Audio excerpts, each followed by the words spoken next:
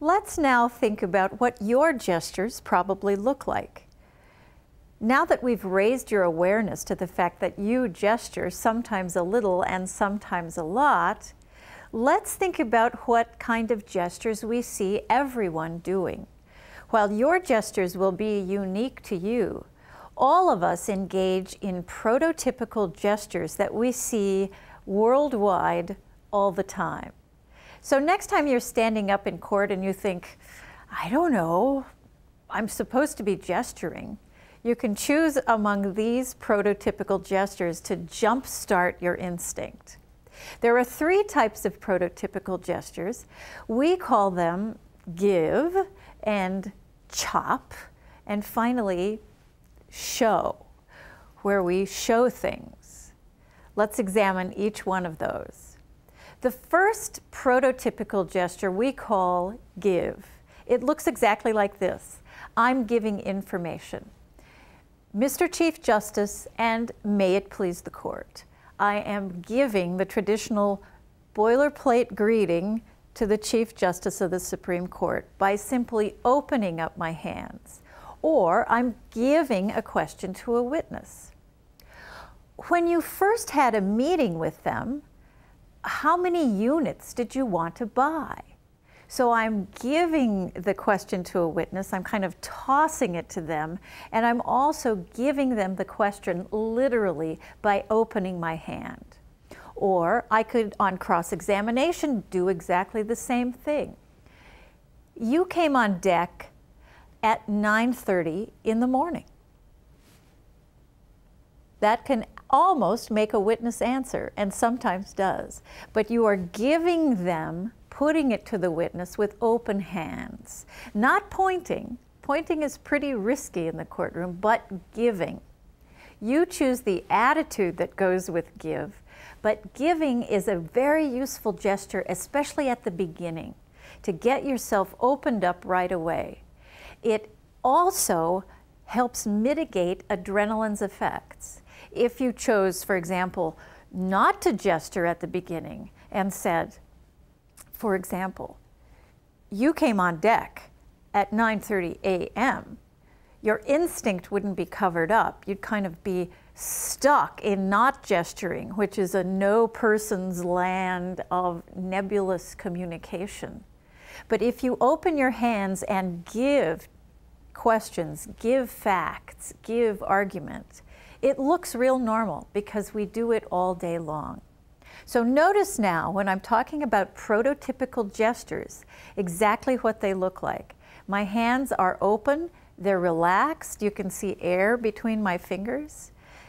Try that right now. Just look at your hands and give me your name. Say your name to me on the screen and say, hello, my name is so-and-so. Whoever you are, of course, not Marsha Hunter. But look at my hand. Now tense your hand up. When we see people with a big adrenaline rush, sometimes we see tense gestures. But again, I'm telegraphing that I'm a little bit tense. Or sometimes we see fists when people haven't quite opened up their hands. The give gesture is a great way to offload adrenaline's effects. If your hands are trembling just a little bit, give it away. Give away that trembling right away. Don't keep it to yourself. Let it stay open. So give is the first prototypical gesture you can use, and you can use it for lots of different things. So when we say, use a gesture right away as soon as you begin to speak, try the give gesture. It also gets you this advantage over adrenaline. If you stay closed like this, you are almost tightening adrenaline's loop on you. You'll stay kind of nervous. Look at my nervous posture. We see lots of presentations and examinations begin with the examiner, the speaker, being very tight and keeping elbows locked down to their rib cage and their hands tight. But now, if I open up and I say, good morning, Mrs. Johansson. Please tell us where you live. I've suddenly opened up. I'm friendlier. I'm letting my adrenaline go, and I'm giving my body a message that everything's okay, because this is how I stand when everything is okay. This is how I stand when things are not okay. Right now, alternate between those two postures, all tight and open. This posture can also be, go ahead, hit me, I'm not afraid of you. We want you to fill up the courtroom and be equal to the biggest thing or the biggest, most important person there. So grow into your gestures. Give is a perfect way to start. That's the first prototypical gesture. The second one we call chop. So I'm going to show you kind of a side view. Turn your hands sideways from the give and chop. We do this all day long. We don't see it because gesture is peripheral to our message, the spoken words that are coming out of our mouth. But people chop all the time. We chop for emphasis. We might say, I'm not going to that restaurant. The food is terrible. Or, I saw the condors in the Grand Canyon. They were beautiful. We chop for emphasis. If you don't believe me, watch TV with the sound off, go to a Talking Heads program and watch them chop. They chop all the time for emphasis. They're chopping up a storm.